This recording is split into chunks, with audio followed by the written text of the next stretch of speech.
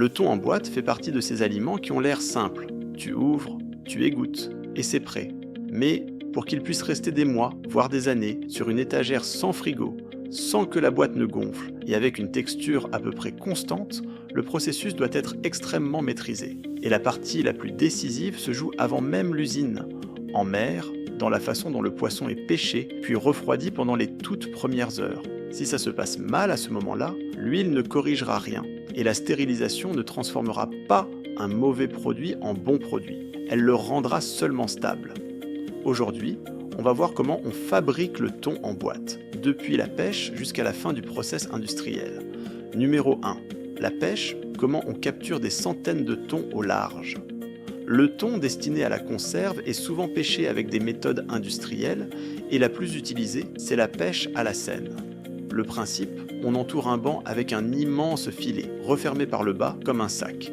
C'est très efficace et ça permet de remonter beaucoup de poissons, mais ça demande une gestion rapide à bord.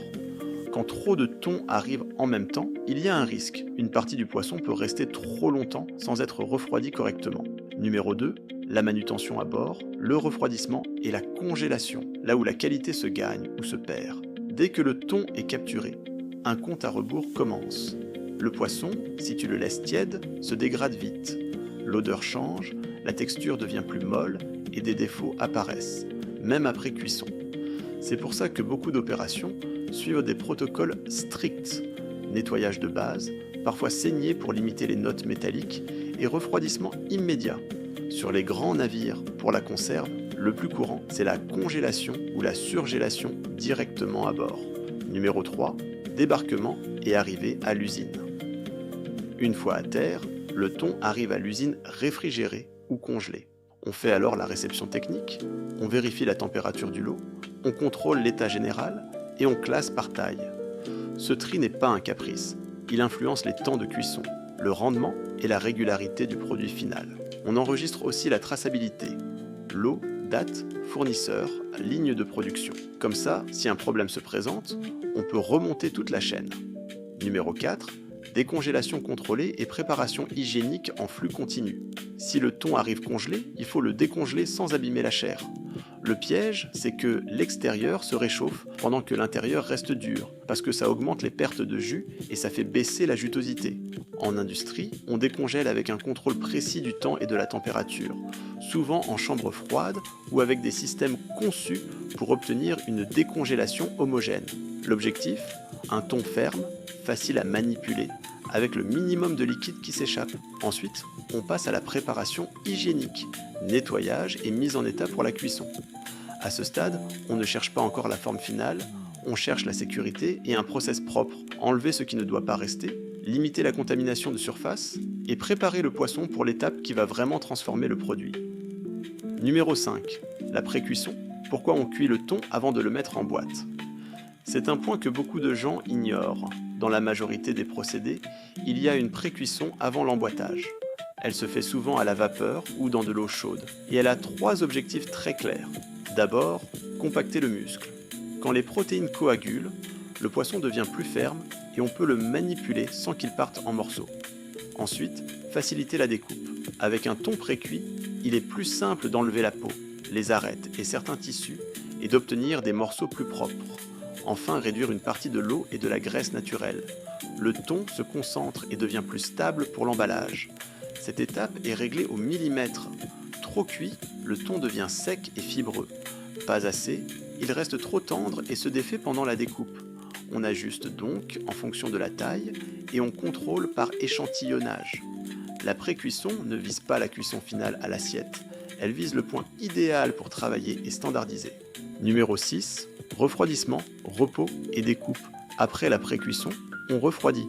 C'est important pour 2 raisons. La sécurité pendant la manipulation et la texture. À chaud, le thon est fragile. En refroidissant, les fibres se stabilisent et la découpe est plus nette. Beaucoup d'usines laissent aussi un temps de repos pour équilibrer l'humidité interne et limiter la casse. Ensuite vient la découpe et la sélection. On sépare les filets, on retire peau et arêtes, et on coupe les zones qui ne conviennent pas, soit pour la texture, soit pour la couleur. C'est ici que se définit le type de boîte que tu achètes. Si le produit est en filet ou en morceaux, on choisit des pièces plus entières et régulières. Si c'est du thon émietté, on accepte des fragments plus petits et des mélanges différents. Ce n'est pas juste une question de look, la sélection influence la façon dont la chaleur traverse le produit pendant la stérilisation, la rétention d'humidité et la perception en bouche. Une marque qui vise la régularité surveille beaucoup cette phase, parce que des mélanges faits sans logique, ça se voit dès l'ouverture. Certaines boîtes sont fermes, d'autres molles, d'autres plus foncées. Numéro 7, remplissage et contrôle du poids égoutté, la régularité que le consommateur remarque. Une fois le thon prêt, on remplit les boîtes. Ici, le point clé, c'est le poids égoutté, la quantité réelle de thon solide une fois le liquide retiré. On contrôle avec des doseurs et des balances, parce qu'il faut une boîte constante. On contrôle aussi le tassement. Trop compact, le thon peut ressortir plus sec. Trop lâche, ça crée des vides, ça casse davantage, et la présentation est moins bonne. On cherche un équilibre, stable, uniforme, reproductible. Numéro 8, liquide de couverture et espace de tête, des choix simples avec des effets très concrets. Dans la même ligne, on ajoute le liquide de couverture, huile, eau ou saumure. L'huile apporte une sensation plus douce en bouche, elle atténue l'impression de sécheresse et elle aide aussi à limiter l'oxydation en réduisant l'oxygène en contact direct avec le poisson. L'eau est plus neutre et dépend beaucoup plus de la qualité du thon et du process pour éviter un résultat rêche. La saumure apporte du sel, change l'équilibre du goût et joue aussi sur la texture perçue. On laisse aussi un espace en haut, l'espace de tête. Il est nécessaire pour une bonne fermeture et pour que l'emballage se comporte correctement avec la pression et la température. Trop petit ou trop grand, ça peut influencer le vide, la déformation de la boîte ou la stabilité du produit. Numéro 9, fermeture hermétique et stérilisation, le cœur de la conserve. La boîte est fermée avec un double sertissage, une jonction mécanique qui doit être parfaite. Une fermeture défectueuse peut être invisible à l'œil nu, mais c'est critique, ça compromet l'étanchéité et la conservation. C'est pour ça que c'est contrôlé en continu. Ensuite arrive l'étape clé, la stérilisation en autoclave. Les boîtes fermées passent dans des équipements sous pression où on applique de la chaleur pendant un temps calculé pour atteindre ce qu'on appelle la stérilité commerciale, c'est-à-dire éliminer les micro-organismes capables de se développer pendant un stockage normal. Ici, rien n'est fait au hasard. Chaque taille de boîte et chaque type de produit a sa courbe de traitement. Si le traitement est insuffisant, il y a un risque. S'il est trop intense, la qualité baisse, le thon sèche, se casse, devient plus rêche. Et cette étape joue aussi sur le goût typique du thon en boîte, parce que le produit finit de cuire à l'intérieur, dans la boîte fermée, dans son propre milieu. Numéro 10, refroidissement, contrôle finaux et distribution.